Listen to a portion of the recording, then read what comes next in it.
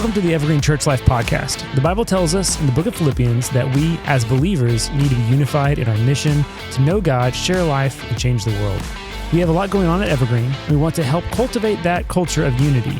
The strategy of this podcast is simple. We sit down with ministry leaders here in our church and talk about how God is working around them.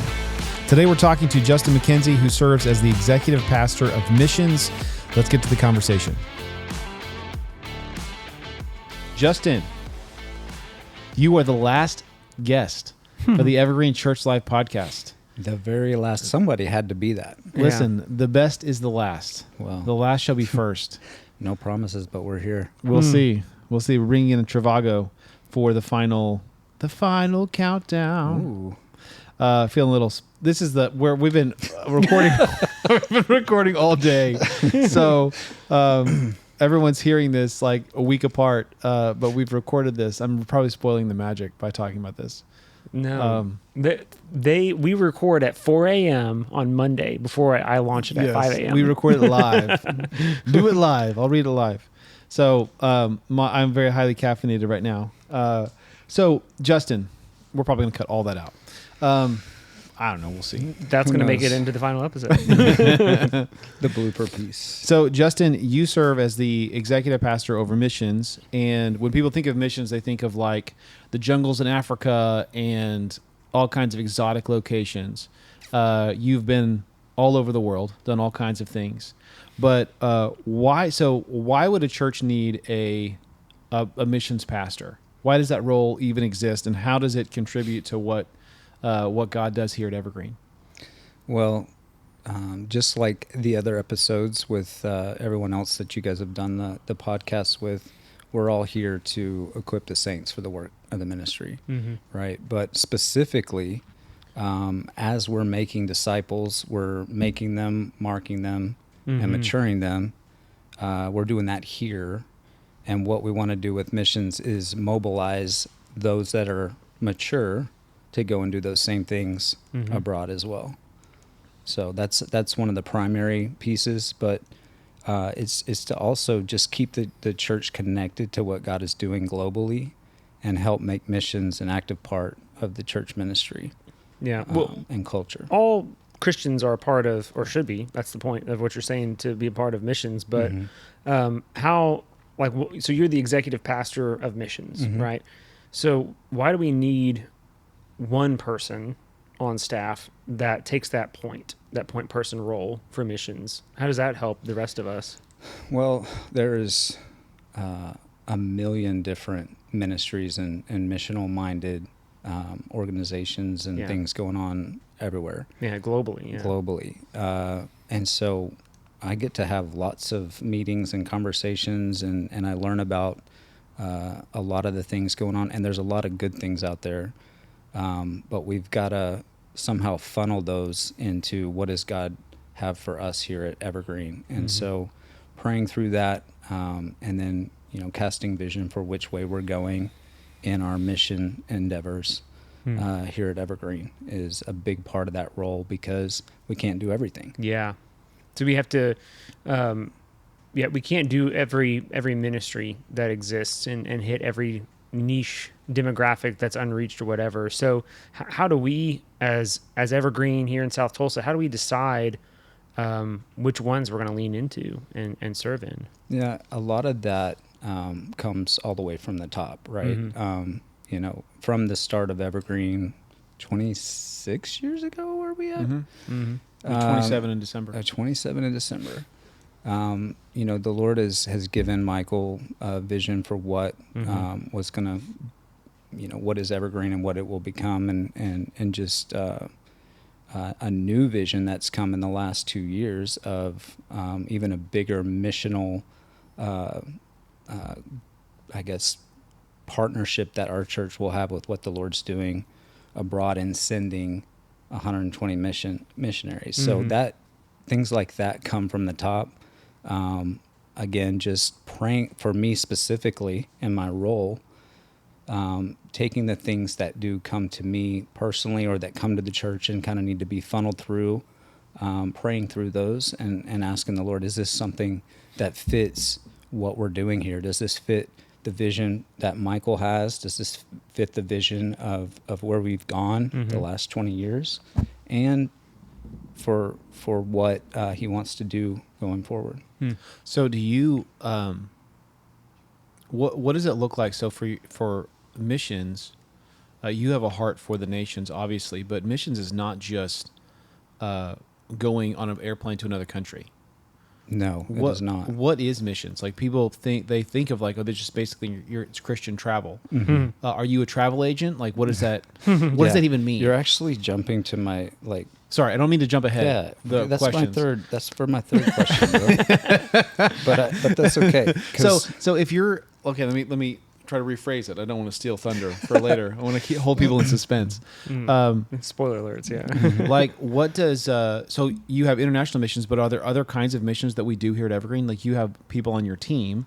What does your team look like? How do you have? How is your team made up, and how does that contribute to missions? Well, I mean, one of the more recent roles that Evergreen has taken in is the evangelism director role here, and I'm not sure if that'll be a future podcast, but I hope so, because it very much complements my role in that we want to take the gospel and go abroad to the places that they've never heard, but I mean, it also starts right here with our neighborhoods and the people that are right next to us. So and Andrew Gabbert serves in that role. And then while actually the three of us were in Brazil back in March, Andrew was leading Tell Tulsa of evangelizing in like 3 neighborhoods here in the city. Yeah, over 2 days. Yeah, and they had 50 plus salvations. Yeah. So it's a multi-front approach to missions. Yeah, it's not just internationally, it's also domestically. We're called to make disciples, but that doesn't just mean in nations abroad. It means in our backyard and in our homes as well. Yeah, we're called to be a part of God's mission, and whatever we want to come alongside what he's doing globally, not only globally, but, locally, as you said. But, we've got people that are doctors, and they can have a mission mindset right here in Tulsa, Oklahoma, because it's needed everywhere, right? It's so that's what's been beautiful about, again, having this other role of focusing more locally, whereas I kind of had both of those roles before, trying to stay engaged locally and abroad. And so it's been just with the church growth and all the opportunities that have come locally, it's good to have someone to kind of help focus on some of those intentional outreach events. Because I think that's one of the most tangible ways that people can get involved in missions is doing something like a Tell Tulsa or a Love Loud, or like going to Nightlight Tulsa, or serving in a local food kitchen or soup kitchen, or doing something here locally. And then they get a taste of it, and it's like, oh man, I actually would love to do this in a different context.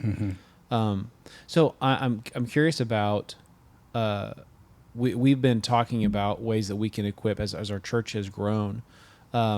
More people are wanting to go on mission, more people are going on mission, and that has led to a lot of conversations about leading a trip, or being a part of a trip, or what our methodology is for international missions. So if you're trying to decide where you're going to go, or where a team is going to go, or if somebody wants to lead a team to go to a place, what are some of the things that people should consider? Like, what does that look like to be involved in missions? Like, if you're thinking about it from a strategic point of view, like you're equipping the saints for the work of the ministry, how do you have that conversation with them? What does that look like?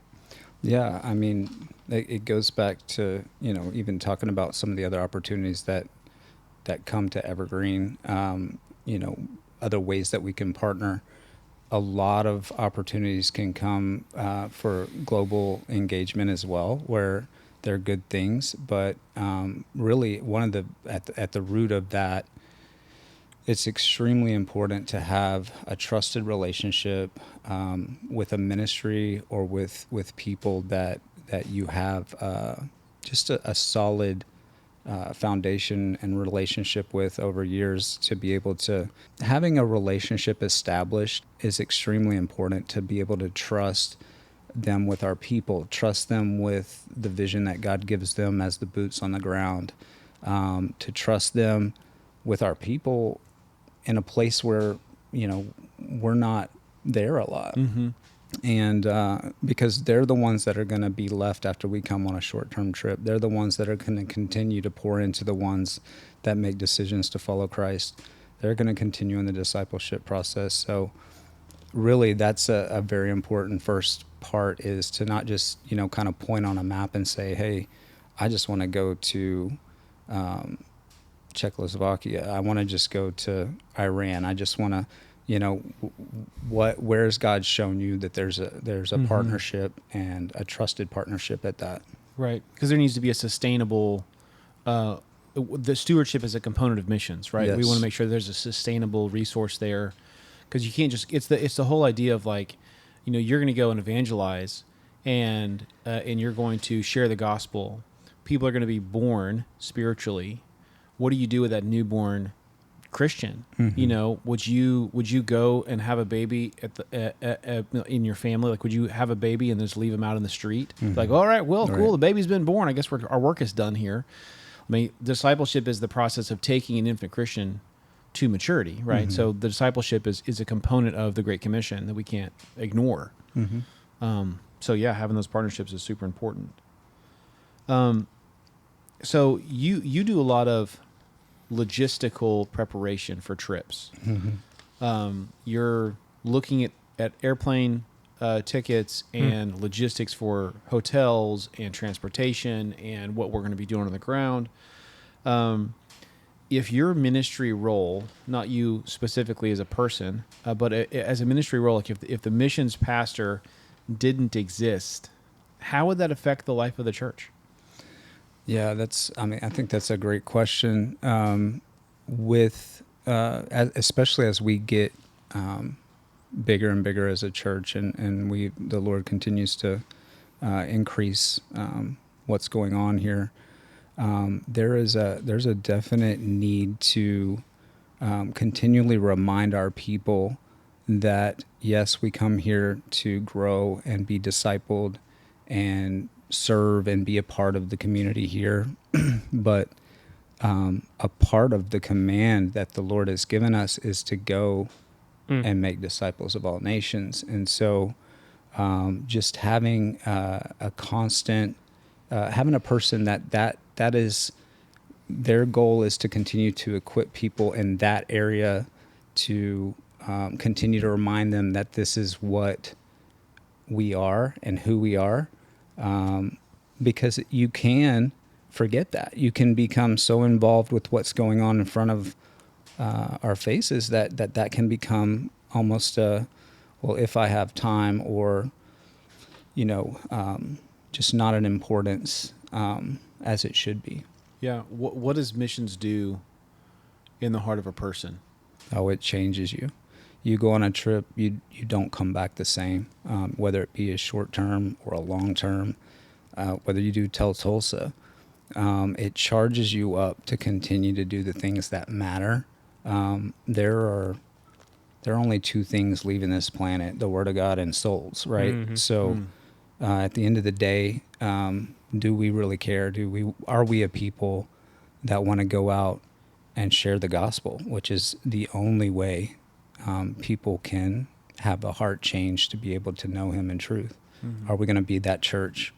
And, obviously modeling that as pastors, as leaders is extremely important, but also providing ways to let them go out and practice these things and stay engaged, stay on fire to do these things daily. I mean, it's like anything else. You practice, you need the reps to, it goes with preaching or sports or anything, right? Like, so that just becoming a regular, normal part of who we are as a church, if that role isn't here, I'm not saying that the work stops, but I think that It's less efficient. Yeah, and it can be moved to the side to some degree for some of the things that are happening right in front of us. Yeah.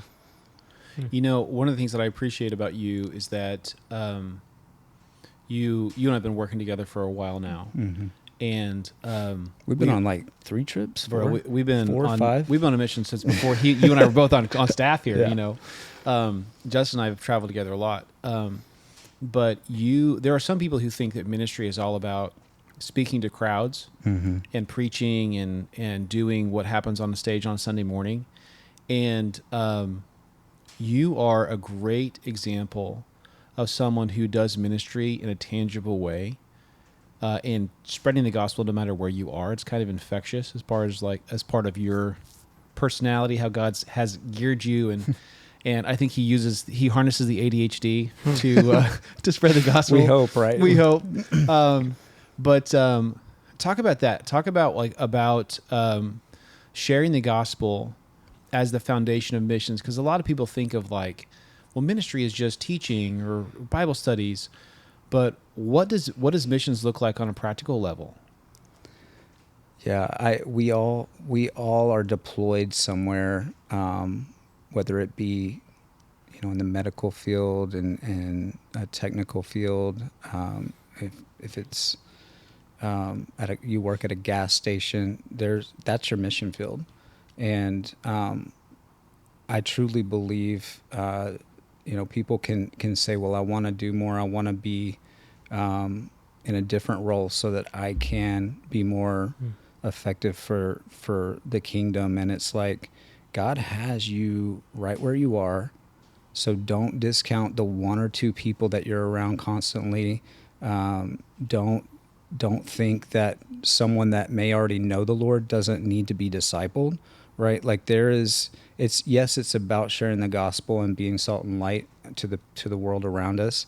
But there is also a huge part of missions, both locally and abroad, where encouraging and edifying the saints is, if not as important, maybe even more, because they're the ones that are going to still be there after we leave, right? Like they're going to be the ones reaching out for further evangelism, further encouragement, further equipping of the saints. So yes, evangelism is extremely important, but also just remembering part of our call is to just edify the church and our brothers and sisters wherever we are. Yeah. Well, Justin, you were on one of the early episodes of the Grove podcast, so we can. I haven't done it yet, but we could link people in the description to. We'll have to link that. Yeah, if there are our sister podcasts, if there are episodes of them. But so you can hear more about even the birth of your role, of how you came into the position of all that on there. But what is something that most people don't know about your role that you do? Yeah.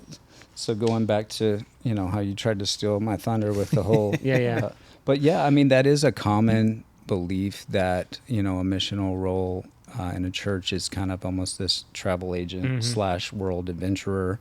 And there is some of that, right? I've been to some wild places, and it has been an adventure, but there are quite a few other roles that hats that I wear here at Evergreen, and I'm sure they vary with different churches. But some of the other things that pertain to the role here at Evergreen are I'm in charge of the ordinances, the baptisms, and the Lord's Supper. Yeah. And man, I'll tell you, the baptisms and just overseeing that piece, getting to have those conversations with people and hearing their testimonies, and sometimes having conversations where maybe they realize that they weren't even saved. And it's just a really neat way to connect with our body and be a part of those ordinances.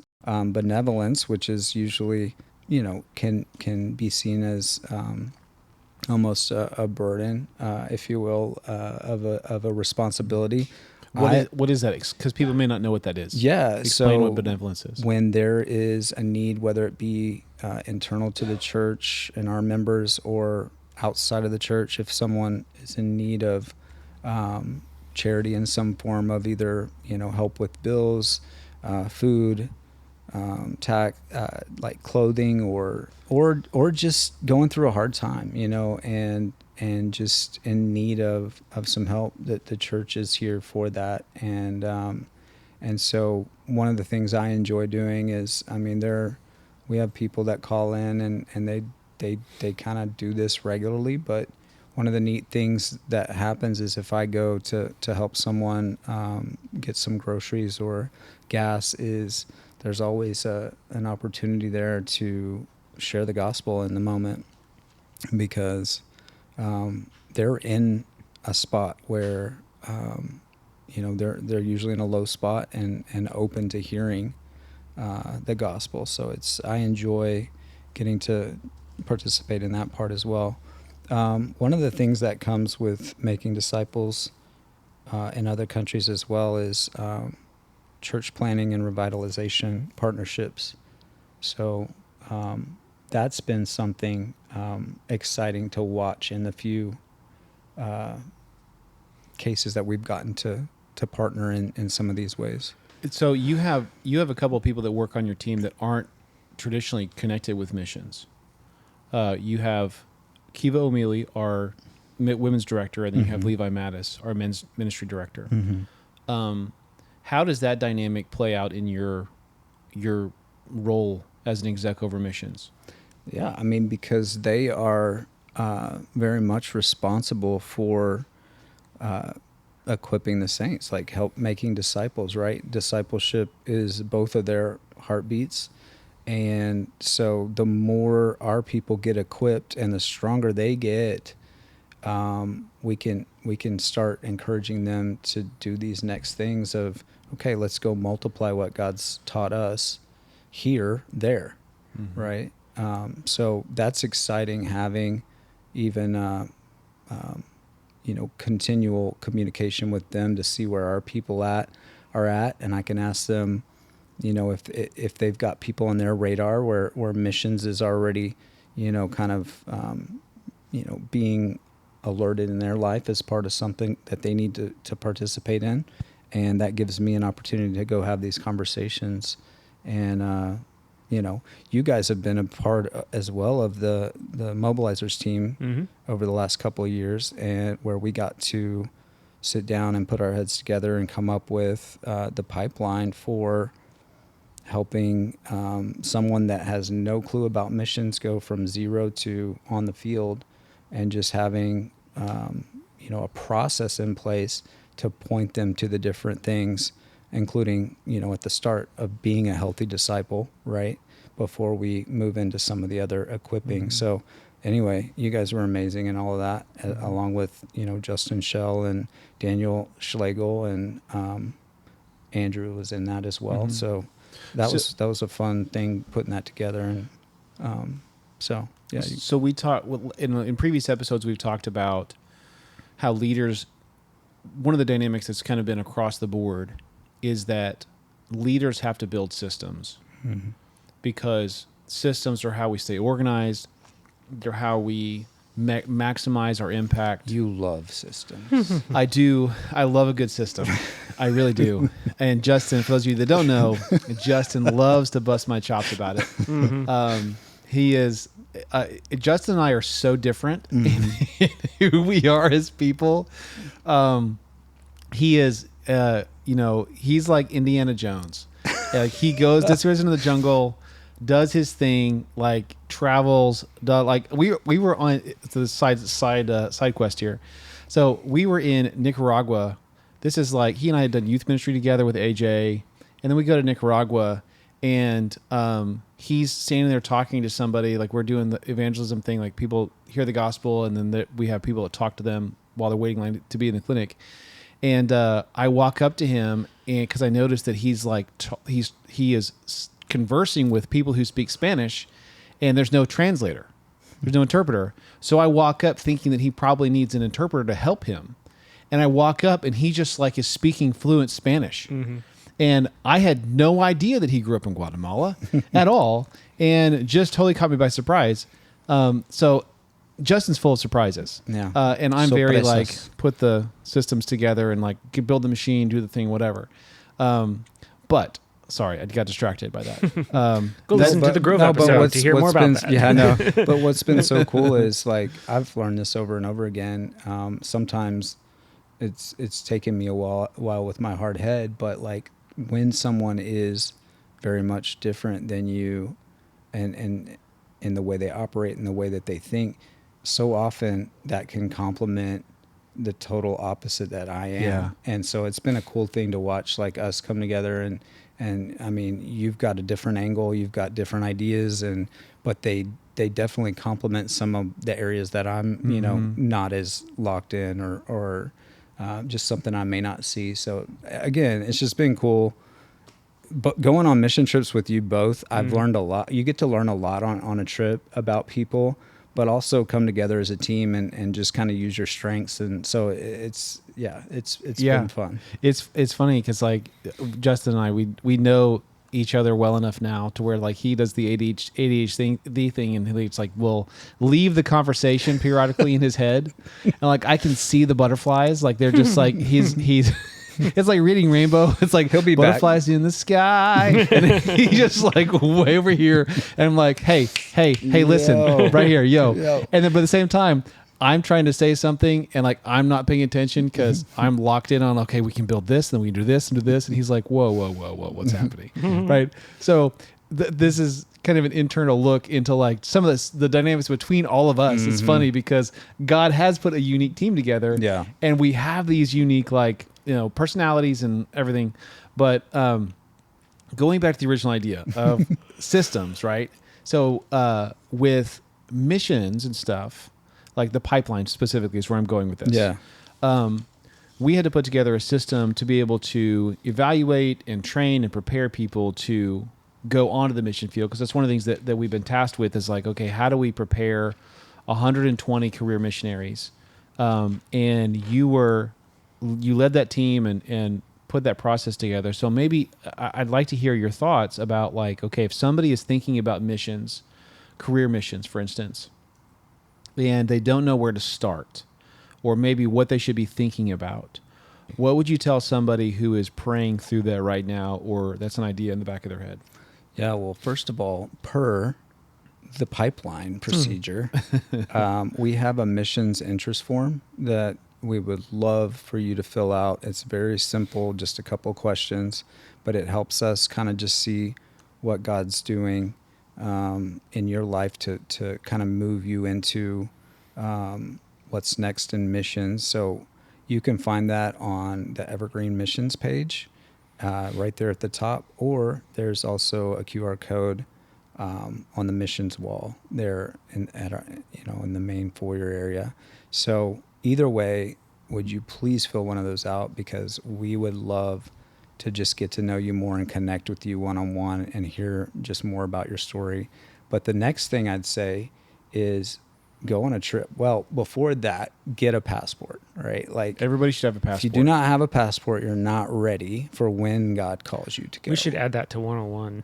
Like, all right. Yeah. Here's fill your out passport covenant, application. and here's your passport application. Mhm. No, that's a great idea. Thank you. Yeah. No, I really like I didn't that. have a passport till I was hired here. That'll save me from saying the same thing. Matt, write that down. I'm writing it down. But yeah, just being ready to go, having a passport. But then, whether your heart is to go and work with the homeless downtown, or to go abroad to children's home in Guatemala, or if your heart is medical missions, I've had 10 international trips on our website this year to give our people more opportunities to go, whether you're only available in the spring or the fall or the summer, like you don't have an excuse, because we got a trip for you. And what happens on those trips, and you guys can attest to this, is an incredible just change of heart, change of mindset, change of just a realization. When I get back, I don't have to keep doing things the way that I operated before. I can try to see people wherever I am and realize, there is a possibility that this engagement with them, that the Lord will open a window for me to share the hope that I have. And it just reminds you to be aware of that, because we all get so busy. We all get so distracted. And if we're just being honest, we do need to be reminded that. And that's what happens on these trips, is you get to go practice the gifting that God's given you. You get to go serve people, and you come back filled up and ready to do the same thing here. And it's deeply connected. Deeply connected. To the people that you travel with. Yes. And, just a little side warning. Yeah. Many get called to long-term missions because of it, but hey, come on, we're all for it. I love that. Yeah. Well, with that in mind, of all of the connections and everything that we do and accomplish on those, boil it down then for us. How does your role as the missions pastor help us to know God, share life, and change the world? Well, I'm going to just lock in on the change the world part for obvious reasons, right? But first of all, the world has changed through the gospel. But the Lord has entrusted us to take what he's doing, to take his message and go and share it with the world and make disciples. And so that being a priority for the Lord, we want to now come alongside him, whether it's sharing it with someone that's never heard the gospel, helping financially, right? Like, these are ways that we can partner and change the world within our church. And I'm going to just kind of go through some of those. And there's a lot of other ways, but we can go ourselves. We had some bracelets made up for a missions night not long ago, and on it says pray, send, go, right? Like, not everyone, maybe someone's 95, 110, and you just can't go, right? Well, there are other ways you can participate in missions. And so changing the world doesn't have to be because you're going and being a part of that. You can help change the world through your giving, through your praying, and we all need to be a part of that. That's an all hands on deck thing for our church, for the Big C Church, is that we're changing the world through prayer, through going, and through our giving and caring for missionaries. Yeah. And as we were just saying too, like the experience that you have on a trip, like an individual believer has on a trip, changes the way that you understand God's heart for the people. It does. And one of the ways that I encouraged when I was over our young adults ministry, and I still like to tell people, even within Sunday schools and life groups too, like, if you want to grow closer to your brothers and sisters, go on a trip with them. Like, go and serve together somewhere. One of the amazing things too, along to your point, is, by trip I mean mission trip. Go to Florida with them. Yeah. Go on a cruise.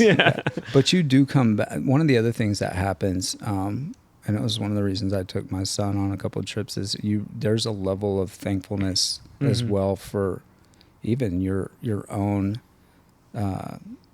situation here, like realizing what needs are, right? Like, and what wants are. Like, you truly do see a different culture, a different worldview, and it gives you more perspective, and just it helps even like with the internationals that are right here, which is another thing we haven't talked about.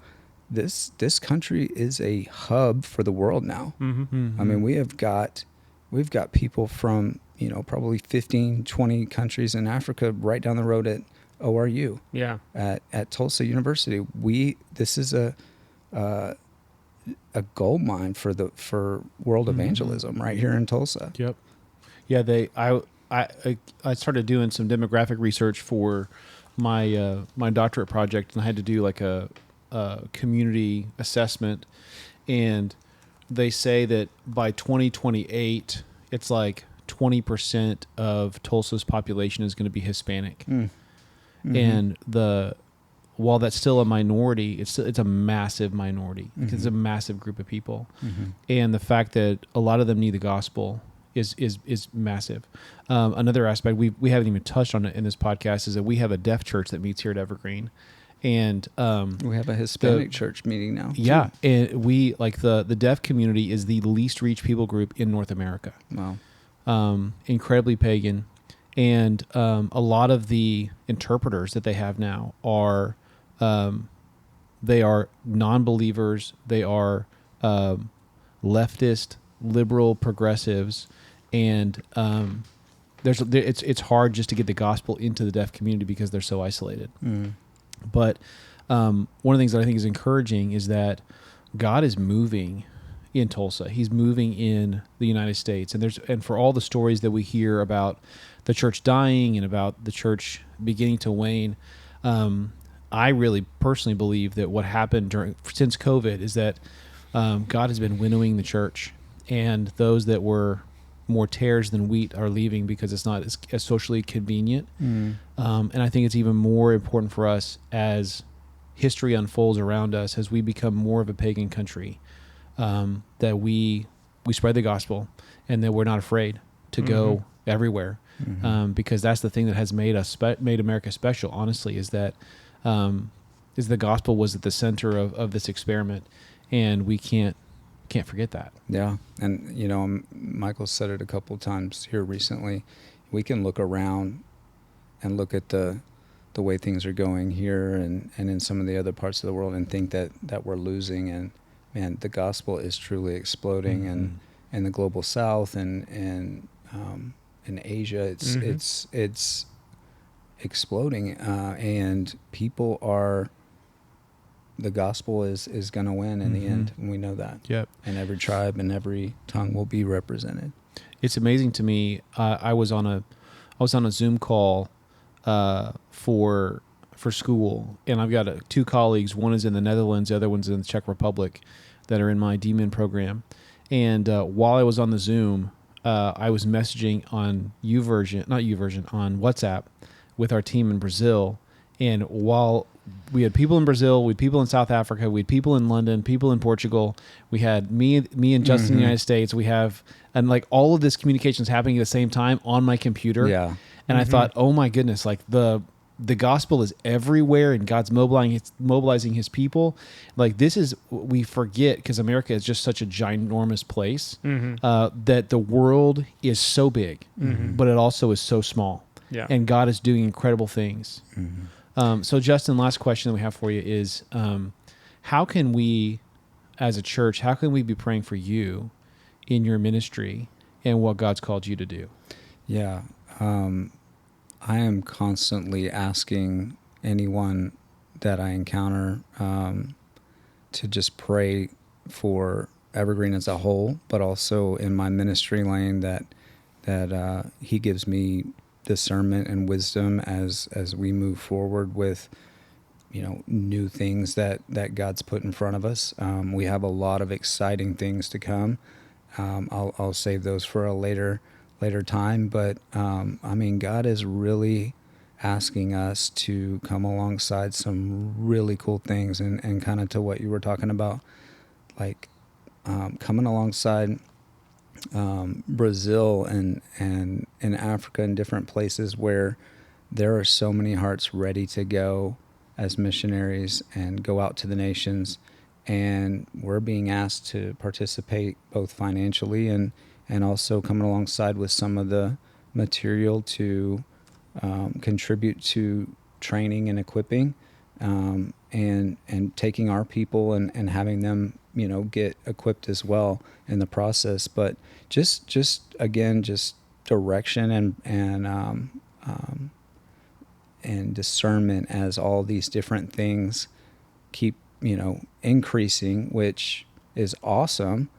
But we just want to be faithful and steward what we need to be a part of, and not just try to get a hold of things because it'd be neat to do this as well. I'm not interested in doing anything that the Lord doesn't want us to be a part of. And so that's what I'd ask for prayer, is just that we'll continue as a team to ask for his wisdom and guidance in what we participate and invest in globally. Yeah, we always want to be in prayer for more workers for the harvest fields. Was that Luke? It's John 4, I think, after he talks to the woman at the well. I should have written it down. 10:20. Hang on. Or Shoot, 10:01.